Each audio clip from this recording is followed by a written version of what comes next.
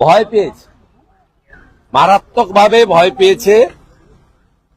আপনারা জানেন যে একমাত্র দল ভারতীয় জনতা পার্টি, তারা অভয়ার বাবা মার অনুরোধকে যুক্তিপূর্ণ মনে করে সরাসরি বলেছে যে আমাদের সব কর্মী সমর্থকরা বিনা পতাকাতে যাবে।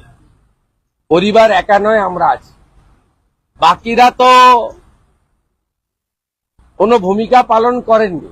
এরপরে স্বতঃস্ফূর্ত জনগণ আছে। স্বাভাবিকভাবে সরকার এই যে মেরুদণ্ড সোজা রেখে ডাক্তার বোনের বাবা মার যে লড়াই এবং তার সঙ্গে সমস্ত রাষ্ট্রবাদী দেশপ্রেমিক বাংলার জনগণের যে সমর্থন, তাকে ভয় পেয়েছে বলেই এই কাণ্ড কারখানাগুলো করছে। আজকের জন্য কত টাকা হোম ডিপার্টমেন্ট থেকে খরচ হলো, তথ্য জানার অধিকার আইনে আমরা সেটা জানতে চাইব এবং প্রকাশ্যে আনার ব্যবস্থা করব। আমার মনে হয় প্রায় 10-12 হাজার পুলিশ সহ যেভাবে টিন কন্টেনার তো খিদিরপুরে একটাও নেই, সব তুলে নিয়ে চলে এসছে। সব মিলিয়ে কয়েক কোটি টাকা, যে কয়েক কোটি টাকা থাকলে বেশ কিছু হসপিটালে আধুনিক মানের যন্ত্রপাতি দেওয়া যেত, এইটা করলেন।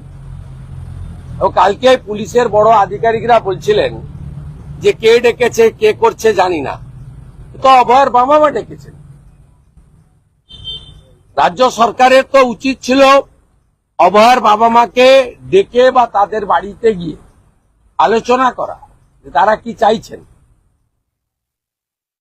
তারা পরিষ্কারভাবে তাদের বক্তব্যে বলেছেন যে আমার মেয়ের এই পরিণতির জন্য দায়ী মুখ্যমন্ত্রী, কারণ তিনি একাধারে পুলিশ মন্ত্রী, একাধারে স্বাস্থ্যমন্ত্রী, একাধারে রাজ্যের মুখ্যমন্ত্রী, এবং ঘটনা অন্য কোথাও ঘটেনি, উনার পরিচালিত মেডিকেল কলেজে ঘটেছে এবং তাকে ডিউটিতে ডেকে নিয়ে গিয়েই এই জিনিস করা হয়েছে।